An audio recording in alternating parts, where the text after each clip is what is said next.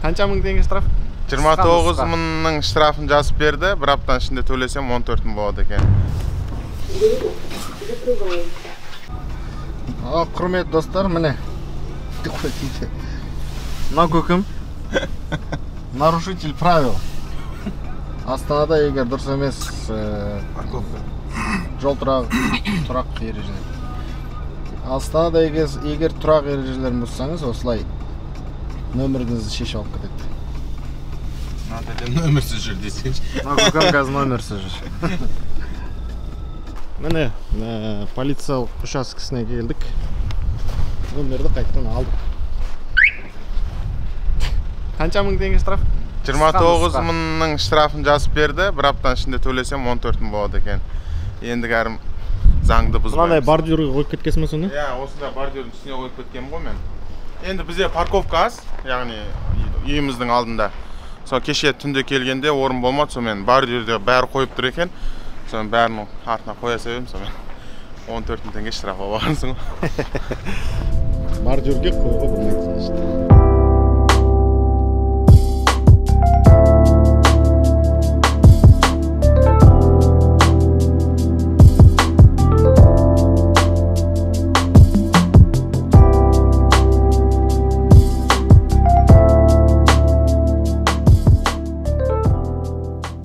13 мың қаралым.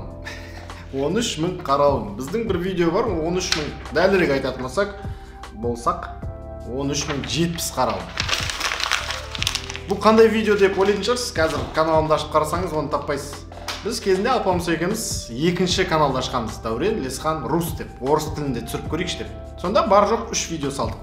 Үшеуі де автокөліктің обзор болған. Соның біреуі Ravon R3 автокөлігіне обзор, оның қазақшасында салдық, орысшасында салдық. Мынау видео ғой. Итак, в целом получается втулки стабилизатора. Ну, видишь как, тут тоже такой спорный вопрос. Втулки стабилизатора, они, машина, видишь, таксованная. Из-за того, что таксованная, ездят, ну, кому разницы нету. По кочкам могут заезжать на любых скоростях, так как не своя машина. Енді өздеріңіз көріп тұрсыздар, қазақ тілінде түсірілген видеомыз мыңға жетпейді. Ал мынау 13 мың өсіп бара жатыр. Астындағы пікірлері 80-нен асып кеткен. Адамдар бір-бірімен сөйлесіп, пікір алмасып, коробкасы теппейді ма, жақсы машина ма, жігіттер Лада алайын ба, Ravon алайын ба деп, кәдімгідей ана жерде әңгіме жүріп жатыр ғой. Қуанады екенсің, бірақ бір сұрақ туындады ішінде. Неге қазақ тіліндегі дәл сол видео, не жоқ, жарнама ештеңке болған жоқ, бәрі бірдей видеода мыңға жетпейді, біреу 13 мың және өсіп бара жатыр.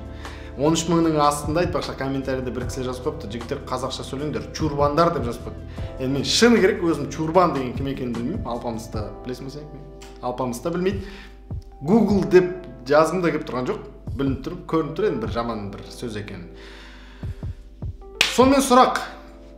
Неге орыс тіліндегі көп жинап жатыр, қазақ тіліндегі видео аз жинап жатыр?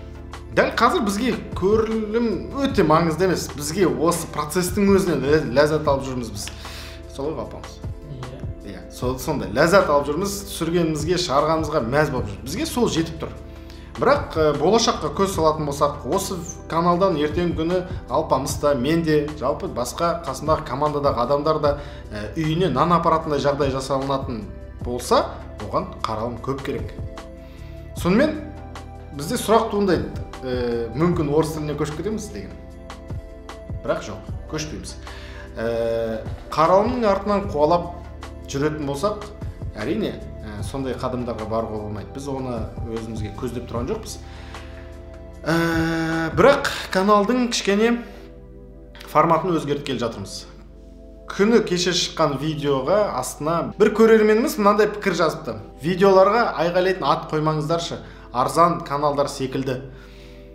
Біз былай да қараймыз, бізге техника жайында көбірек айтсаңыз деген секілді. Өте маңызды пікір. YouTube-тың жалпы медиа бизнестің өзінің ережелері бар. Аты қызықты болу керек, обложкасы көз тартымды болу керек деген секілді. Бірақ біз шынында арзан нәрсе жасағымыз келмейді, өзіміздің абыройымызды шелектеп төккіміз келмейді. Сондықтан да ортасын іздеудеміз.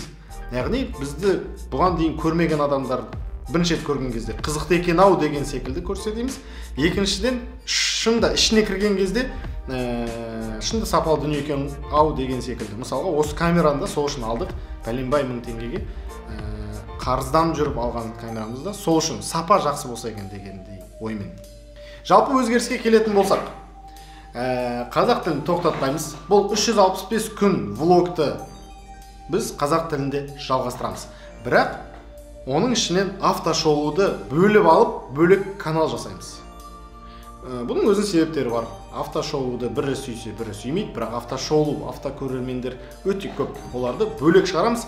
Сол каналдың ішінде қазақша мен орысшаны араластырып жүріп видео жасайтын боламыз. Ол бір жаңалық.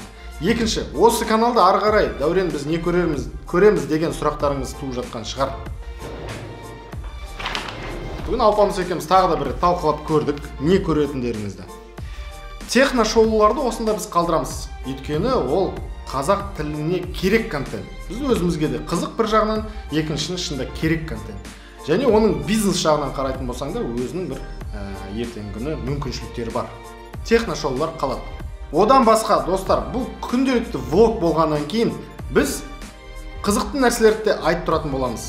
Мотивация, сауатты ашу, қызықты оқиғалар, әңгімелер, реакциялар деген секілді влог стиліндегі видеоларды салып тұратын боламыз. Сондықтан да сол нәрсе қызық болса, біздің каналымызға қош келдіңіздер және қалыңыздар. Жалпы айтқанда осылай, ертең 24-ші шығарылымымыз бізге өте қызықты болып жатыр. Сіздердің қолдауларыңызға көп рахмет. Влогты шынында әлі біз балансын тапқан жоқпыз, әлі өзгерістеміз, күнделікті өзгерістеміз. Енді дүниенің өзі күнде өзгеріп жатыр ғой, сондықтан да біз де күнде өзімізді корректировка жасап отырмыз. Соңында айтарым, көрермендермен, яғни сіздермен біз көбірек араласқымыз, сөйлескіміз келеді. Дәл қазір паузаға қойып, немесе видео біткеннен кейін пікір алаңына өтіп, ерінбей, осы каналдан не күтесіздер, не көргілеріңіз келеді, соны қысқаша жазып кетсеңіздер, бізге үлкен көмек болатын еді. Бүгінге жаңалықтар мен өзгерістер осылай. Барлықтарыңызды құшақтадық. Ертең көріскенше сау болыңыздар. Жақсы, пока.